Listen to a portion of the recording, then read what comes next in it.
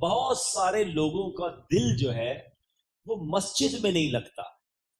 مسجد میں پہلے کیوں جاؤں بھائی، اتنا انتظار کرنا پڑے گا، بیان سننا پڑے گا، نماز تو دیر سے ہی ہونی ہے نا.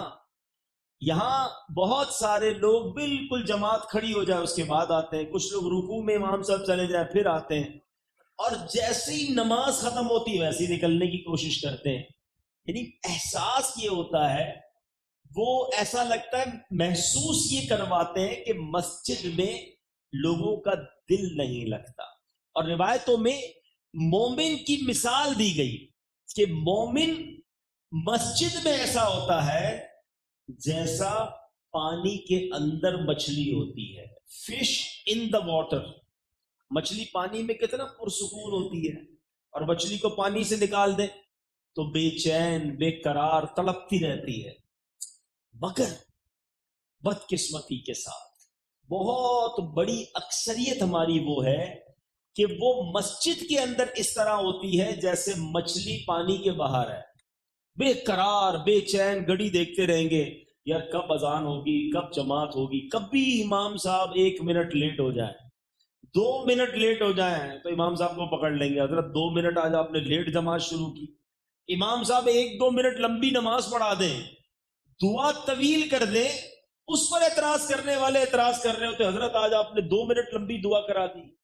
اللہ کے بندو 1-2 منٹ زیادہ اللہ کے گھر میں بیٹھنے کو ملا نا، شکر ادا کرو.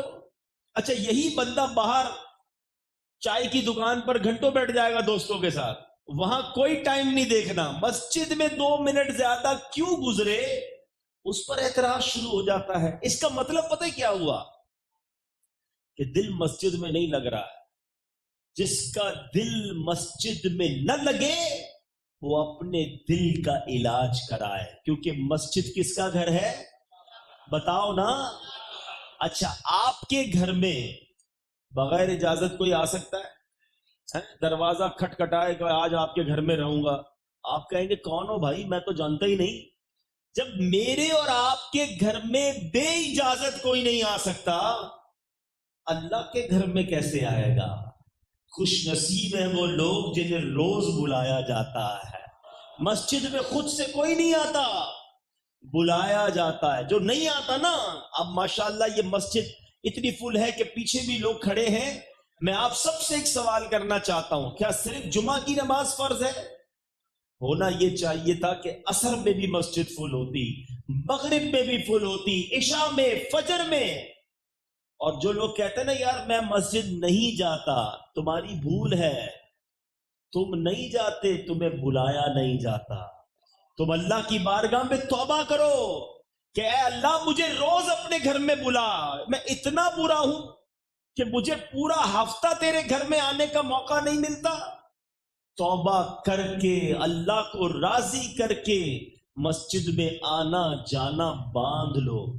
پنجاب والوں کی ایک بات بڑی مشہور ہے، میں تو جب بھی پنجاب آتا ہوں، باقی شہروں میں بھی ماشاءاللہ ایسا ہے کہ مہمان نواز ہوتے ہیں، جب بھی آئیں بڑا خیال کرتے ہیں مہمانوں کا، ٹھیک ہے نا.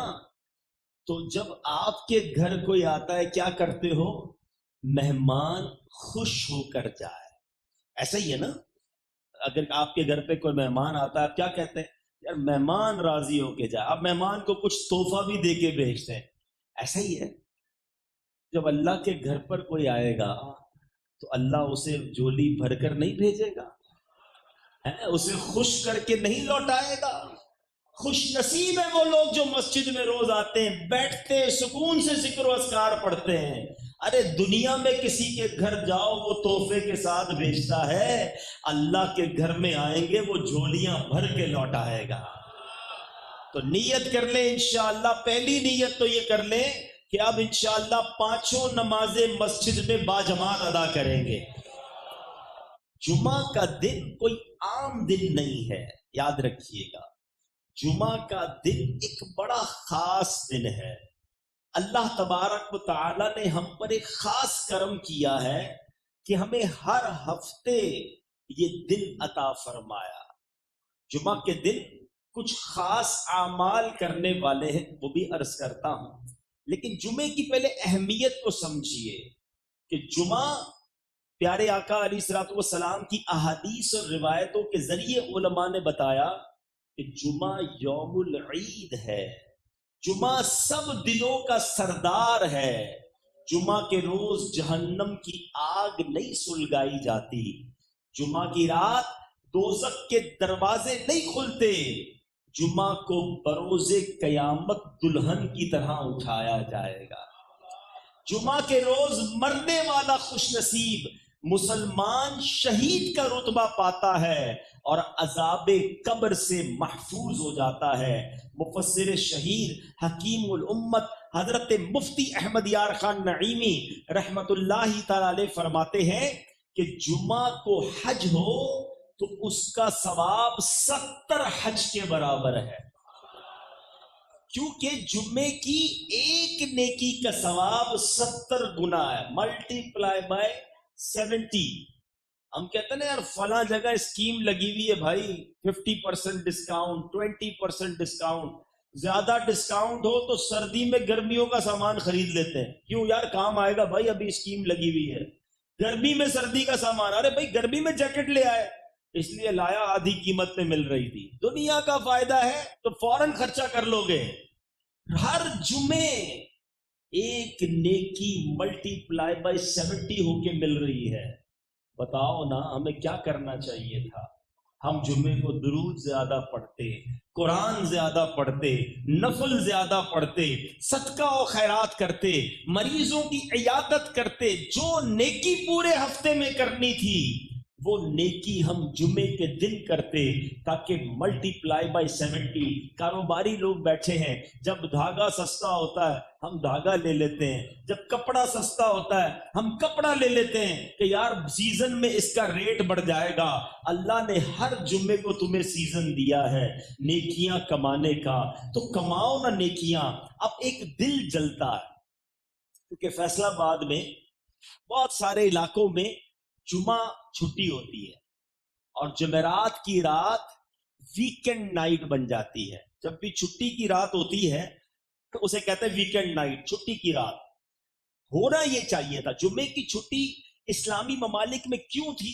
یہ عبادت کی چھٹی تھی، مگر میرا مشاہدہ یہ ہے نہ صرف پاکستان میں بلکہ دنیا کے کئی ملکوں میں جہاں جمعہ کی چھٹی ہے نا وہاں جمعرات اور جمعے کو زیادہ گناہ ہوتے ہیں، زیادہ فلمیں دیکھی جاتی ہیں، زیادہ ڈرامے دیکھے جاتے ہیں، زیادہ آؤٹنگ ہوتی ہے، زیادہ معاذ اللہ حرام کاریاں ہوتی ہیں، کیونکہ چھٹی ہے نا۔ یہ تو نہ سوچا کہ یہ دن کون سا ہے، حالانکہ جمعرات کی رات اور جمعے کا دن یہ خاص قبولیت کی گھڑیاں ہیں، دعاؤں کی گھڑیاں ہیں، مغفرت کی گھڑیاں ہیں، رحمتوں کے نزول کا وقت ہے۔ مگر بدقسمتی سے مسلمان جمعرات اور جمعے کو زیادہ گناہ کرتا، اور جو میں نے آپ کو مفتی احمد یار خان نعیمی کا قول سنایا کہ جمعے کے دن کی ایک نیکی ملٹی پلائی بائی 70 گناہ ہے، وہاں ایک گناہ کرنا وہ بھی ملٹی پلائی بائی 70 ہو جاتا ہے۔ یعنی جمعے کے دن خاص طور پر گناہ سے بچنا ہے کہ یار اس دن تو کوئی غلطی نہ ہو جائے، عذاب بھی 70 گنا ہوگا۔ اب اس کو اور آسان کر کے سمجھا دیتا ہوں۔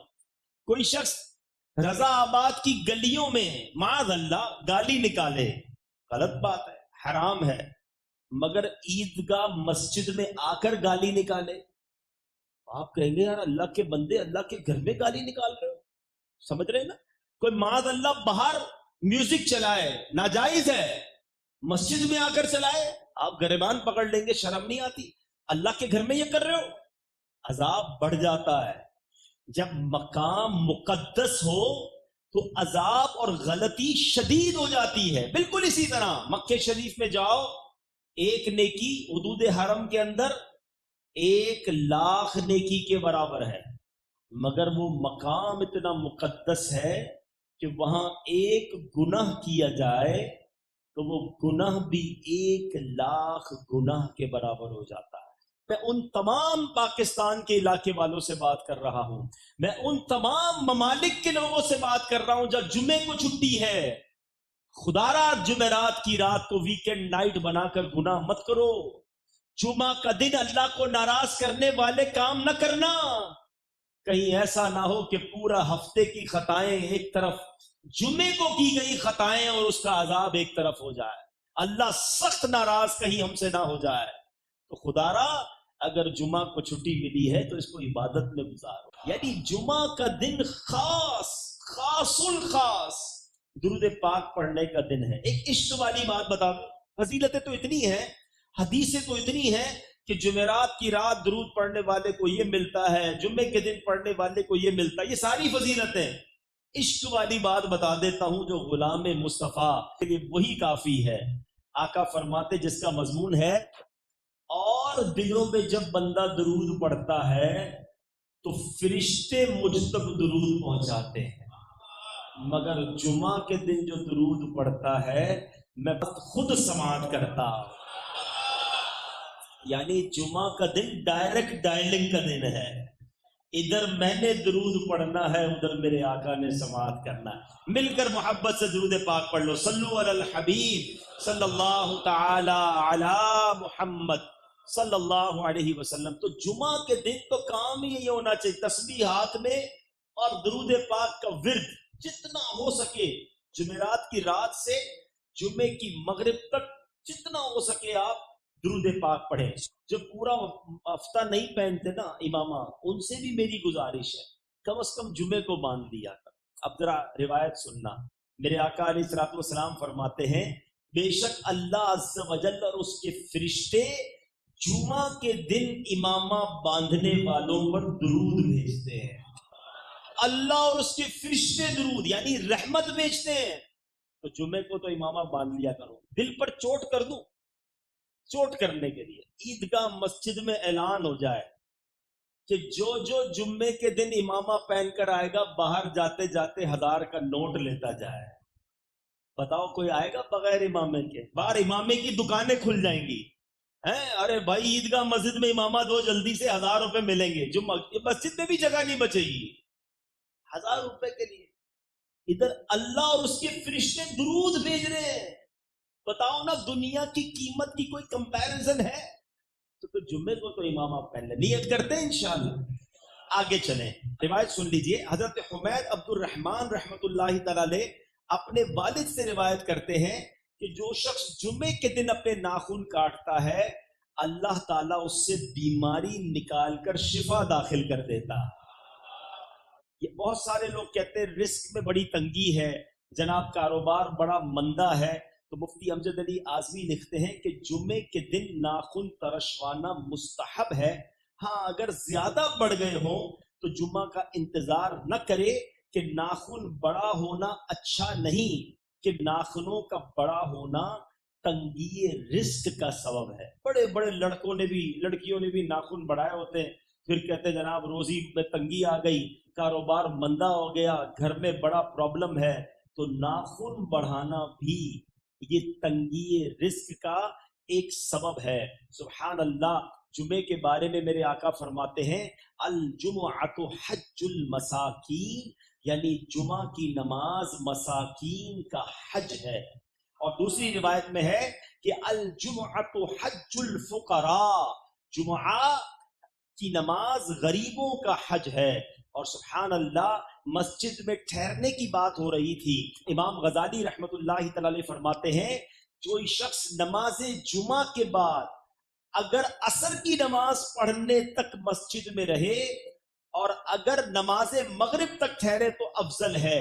کہا جاتا ہے کہ جس نے جامع مسجد میں جمعے کی نماز ادا کی وہیں رک گیا اور عصر کی نماز تک ٹھہرا رہا، اس کے لیے حج کا ثواب ہے۔ کبھی کبھی عقل جو ہے نا وہ کام نہیں کرتی، مگر پھر علماء جواب دیتے ہیں کہ ریزن کیا تھا، ایسا ظلم کرنے پر وہ لوگ کیسے آمادہ ہو گئے۔ یہ بڑی خطرناک بات کرنے چاہ رہا ہوں، اور یہ ریزن پتا ہونے کے بعد، یہ وجہ معلوم ہونے کے بعد میں نے اور آپ نے اپنے آپ کو چیک کرنا ہے، کیونکہ نبی پاک صلی اللہ تعالی علیہ وسلم فرماتے ہیں دو بھوکے بھیڑیے بکریوں کے ریوڑ میں چھوڑ دیے جائے، بکریوں کا ایک پورا غول جا رہا ہو اور دو بھوکے بھیڑیوں کو اس ریوڑ میں چھوڑ دیا جائے، وہ اتنا نقصان نہیں پہنچاتے جتنا کہ مال اور مرتبے کا لالچ انسان کے دین کو نقصان پہنچاتا ہے. ذرا سوچئے. ایک اور جگہ حضرت سیدنا حسن بصری رضی اللہ تعالیٰ سے مرسلن مروی ہے کہ دنیا کی محبت ہر برائی کی جڑ ہے. اب ذرا آج کے دور میں دیکھتے ہیں. کبھی کبھی لوگ کہتے ہیں یہ کیسے ہو گیا, یہ اتنا بڑا ظلم کیسے کر دیا. ارے ان کو اقتدار کا نشہ تھا. ابن سعد کو, ابن زیاد نے وہاں شمر کو اور جتنے لوگ کربلا کے میدان میں موجود تھے ان کو لالچ دیا تھا کہ یہ کام کرو تمہیں حکمرانی ملے گی, پیسے ملیں گے, اتنا مال ملے گا. مال کی لالچ, اقتدار کی لالچ آئی, آنکھوں پر ایسا پردہ پڑا کہ ظلم کی داستان رقم کر دی. لیکن کیا آج ایسا نہیں ہو رہا؟ تھوڑے پیسے کے لیے مسلمان کی موت کا سبب نہیں بن رہا ہے. آج ملاوٹ کرنے والا کیا کر رہا ہے؟ جو معاذ اللہ چھوٹے تھوڑے سے سکوں کے لیے دوائی میں ملاوٹ کر دیتے ہیں. ارے دوائی تو جان بچانے کے لیے تھی نا. مسلمان کہلانے والے آئے دن پکڑے نہیں جاتے کھانے پینے کی چیزوں میں کیا ملا رہے ہیں جناب. کوئی پتی کے اندر برادہ ملا رہا ہے, کوئی چینی کے اندر کیا ملا رہا ہے, کوئی کیا ملاوٹ کر رہا ہے. یہ کیا ہو رہا ہے؟ چند سکوں کی خاطر بھول گئے. یاد رکھنا, یہ دنیا کی لالچ اور یہ تھوڑے سکوں کے لیے کسی دوسرے کا بیڑا غرق ہوتا ہو تو ہو جائے. یہی تو یزیدی طریقہ تھا نا, یہی تو یزید والوں کا انداز تھا. آج کہتے میں پنجتن کا غلام ہوں, میں امام حسین کا چاہنے والا ہوں, ہر سال محرم میں لنگر بنتا ہے میرے گھر میں, امام حسین کی نیاز دی جاتی ہے. ارے جناب ہم تو بہت بڑی سبیل لگاتے ہیں. ساری چیزیں ایک طرف, بتاؤ لالچ چھوڑی کہ نہیں ہے؟ لالچ تو یزیدیوں کا کام تھا نا. کیا امام حسین نے معاذ اللہ لالچ کی تھی جو تم کرنے بیٹھے ہو؟ بس کسی طرح مال آنا چاہیے. کیا نوکری کرنے والا, کیا کاروبار کرنے والا, کیا ٹھیلا لگانے والا, ایسا نہیں ہے کروڑ پتی آدمی بےایمانی کرتا ہے. جس کو جدھر موقع مل رہا ہے اوپر الگ فروٹ دکھائیں گے, نیچے گلا سڑا فروٹ تھما دیں گے. کیا ہے یہ؟ یزیدی طریقہ ہے. مال کے لیے اگلے کا نقصان کر دینا یہ یزیدی طریقہ ہے. تم کہتے ہو میں امام حسین کا غلام ہوں.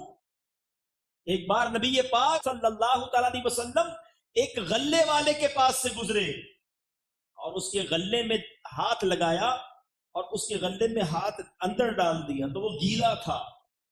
آقا نے فرمایا یہ گیلا والا اوپر کیوں نہیں رکھا؟ کہ حضور بارش ہو گئی تھی. فرمایا اگر گیلا ہو بھی گیا تو گیلا والا اوپر کیوں نہیں رکھا؟ پھر وہ تاریخی الفاظ فرمائے, من غش فلیس منا, جس نے دھوکہ دیا وہ ہم میں سے نہیں. اب بتاؤ کون ہے جو دھوکہ نہیں دیتا؟ جس کو جدھر موقع ملتا ہے کسی طرح پیسے آ جائے, کسی طرح مال آ جائے. حلال حرام چھوڑو جناب, سود کا کاروبار کر لیتے ہیں, رشوت کا کام کرتے ہیں, جھوٹ بول کر, ملاوٹ کر کے. کیا جواب دو گے امام حسین کو؟ اور کہتے ہو میں پنجتن کا غلام ہوں. کربلا کا میدان اور کیا پیغام دیتا ہے؟ امام حسین جس وقت شہید ہوئے اس وقت سجدے کے عالم میں تھے. کربلا کا وہ سجدہ پیغام دے رہا ہے کہ دیکھو نماز کبھی نہ چھوڑنا. پنجتن کا غلام کہلانے والا فجر قضا کر دیتا ہے, اس کی ظہر چلی جاتی ہے, اس کی عصر مغرب چلی جاتی ہے اور کہتا ہے میں تو پنجتن کا غلام ہوں. یہ غلامی ہے؟ نہیں میرے پیچھے اسلامی بھائی, کربلا والوں کی اس حالت میں بھی نماز قضا نہ ہوئی اور تم آج اپنے نیند کے اندر نماز قضا کر دیتے ہو, خود کھیلتے کودتے میں نماز قضا کر دیتے ہو. کیسے وہ دکھائیں گے ہم امام حسین کو قیامت کے دن؟ وہ رات 9 محرم کی رات, وہ رات کیسے گزری تھی جس کو شب عاشور کہتے ہیں. کربلا والوں کے خیموں میں تلاوت ہو رہی تھی, سجدے ہو رہے تھے, دعائیں ہو رہی تھی, اور یزید کے کیمپ میں ناچ گانے ہو رہے تھے, شراب ہو رہی تھی, رنگ رلیاں منائی جا رہی تھی. مجھے بتاؤ آج ہماری راتیں کیسی ہیں؟ تلاوت کے ساتھ, نمازوں کے ساتھ, دعاؤں کے ساتھ, یا فلموں ڈراموں کے ساتھ, ناچ گانوں کے ساتھ, معاذ اللہ کچھ لوگوں کی شرابوں کے ساتھ، بدکاریوں کے ساتھ. بتاؤ نا یہ راتیں یزیدی طریقے والی ہے یا حسینی طریقے والی ہے؟ صرف زبان سے کہنا کافی ہے کہ میں پنجتن کا غلام ہوں؟ صرف زبان سے کہنا کافی ہے کہ میں امام حسین کا چاہنے والا، میری جان قربان؟ ارے جان تو بعد میں قربان کرو گے، وقت قربان کر کے نماز تو پڑھ لو. امام حسین کے مبارک سر کو جب یزیدی لشکر نیزے پر اٹھا کر جا رہا تھا تو وہ سر انور تلاوت کر رہا تھا. عبادت ہو تو ایسی ہو، تلاوت ہو تو ایسی ہو، سر شبیر تو نیزے پہ بھی قرآن سناتا ہے. امام حسین کا سر تو نیزے پر بھی تلاوت کر رہا ہے. اور جو پنجتن کے غلام ہونے کا دعویٰ کرتا ہے اس سے پوچھو بھائی قرآن پڑھنا آتا ہے؟ قرآن پڑھنا بھی نہیں آتا. پڑھنا تو دور کی بات، پڑھنے کی ایبیلٹی بھی نہیں ہے. یہ کیسی غلامی ہے؟ پوچھو نا اپنے آپ سے. شربت پلانا، نیاز کرنا، نعرے لگانا بلا شبہ اچھی بات ہے، میں ڈسکریج نہیں کر رہا، مگر حقیقی غلامی تو یہ ہے نا کہ قرآن پڑھ کر امام حسین کو ایصال ثواب کریں. تو آج یہ نیت کر کے جاؤ اس بار کا محرم ہماری زندگی کا ٹرننگ پوائنٹ بن جائے. ہمارے دوست ہم سے پوچھیں یار تم 5 وقت کے نمازی بن گئے، خیر تو ہے، پہلے تو نہیں پڑھتے تھے. تو میں بتاؤں کہ الحمدللہ محرم آیا، میں پنجتن کا غلام ہوں. امام حسین نے سجدے میں نماز پڑھتے ہوئے سر کٹایا، میں نے بھی نیت کر لی میری اب کوئی نماز قضا نہیں ہوگی. کوئی کہے یار پہلے تم بڑے غلط کام کرتے تھے، تم جناب حرام کماتے تھے، تم نے وہ کام چھوڑ دیا. آپ جواب دیں میں پنجتن کا غلام ہوں. کربلا والوں نے سر کٹا دیا، باطل کے آگے سر نہیں جھکایا. اب میں چند سکوں کے لیے اپنا دین و ایمان نہیں بیچوں گا، تھوڑا کماؤں گا، حلال کماؤں گا، سب چھوڑ دیا ہے، میں پنجتن کا غلام ہوں. آؤ نا پنجتن کی غلامی کو پریکٹیکلی ثابت کرو. اور آج یہ طے کر کے اٹھنا ہے، جمعہ کا دن ہے، برکت والا دن ہے، محرم الحرام کا مہینہ ہے، اور مدد کرنے والی ذات اللہ کی ذات ہے. اب اللہ کی بارگاہ میں التجا کریں، مولا نیت کرتا ہوں مدد تو نے کرنی ہے، اے اللہ ارادہ میں کرتا ہوں، اے اللہ راہ تو نے دکھانی ہے کہ بس اب جو زندگی رہ گئی ہے وہ حسینی طریقے پر گزاروں گا، یزیدیوں کے طریقے پر نہیں گزاروں گا. نمازیں پڑھ کے، تلاوت کر کے، حلال کما کر اور دین کی خدمت کر کے گزاروں گا. قیامت کے دن جب میری اور آپ کی امام حسین سے ملاقات ہوئی، کربلا والوں سے ملاقات ہوئی، اور انہوں نے پوچھ لیا کہ ہم نے تو نانا کے دین کے لیے سر کٹا دیا، بتاؤ تو صحیح تم کیا کر کے آئے ہو؟ تو کچھ ہے جواب دینے کو؟ لوگ کہتے ہیں یار میں نیک بن بھی گیا تو فائدہ کیا، سارے جھوٹ بولتے ہیں. ارے خود اتنا کر جاؤ کہ امام حسین کو عرض کر سکو حضور میں اپنے حصے کا چراغ جلا کر آیا ہوں، میں نے سچ بول کر زندگی گزاری، میں نے نمازیں پڑھ کر گزاری، تلاوت قرآن کر کے گزاری، میں نے حضور حرام نہیں کمایا. آپ نے تو بہت بڑی قربانی دی، تھوڑی قربانی میں بھی دیتا تھا. کبھی کبھی دعوت اسلامی کے مدنی قافلوں میں جاتا تھا، میں نے بھی کچھ لوگوں کو نماز کی دعوت دی، میں نے بھی آپ کے نانا کی سنتوں کی طرف کچھ کو بلایا. حضور میں نے کوشش کی ایک مسجد بھی بنائی یا مسجد میں حصہ بھی ملایا. حضور خود تو عالم نہ بن سکا، کئی طلباء کے لیے جامعۃ المدینہ بنایا جس میں علماء بنتے گئے جو آپ کے نانا کے دین کا پرچار کرتے رہے. حضور تھوڑا سا کام کر کے لایا ہوں، اپنی بارگاہ میں قبول فرما لیجئے. ایسے تو بن کر جاؤ نا کہ جب امام حسین سے قیامت کے دن ملاقات ہو تو جواب دینے کو، منہ دکھانے کو ہو. مگر آج بہت بڑی تعداد وہ ہے جو سوچیں کہ کیا جواب دو گے امام حسین کو کہ دین کا نام روشن کرنا تو دور کی بات، میں دین کا نام برباد کر کے آیا ہوں. لوگ کئی لوگوں کی وجہ سے کہتے ہیں کہ یہ وہ شخص ہے جس کی وجہ سے اسلام برباد ہو رہا ہے، اسلام کا نام خراب ہو رہا ہے. سوچئے گا ضرور. اللہ دعوت اسلامی کے مدنی ماحول کو سلامت رکھے.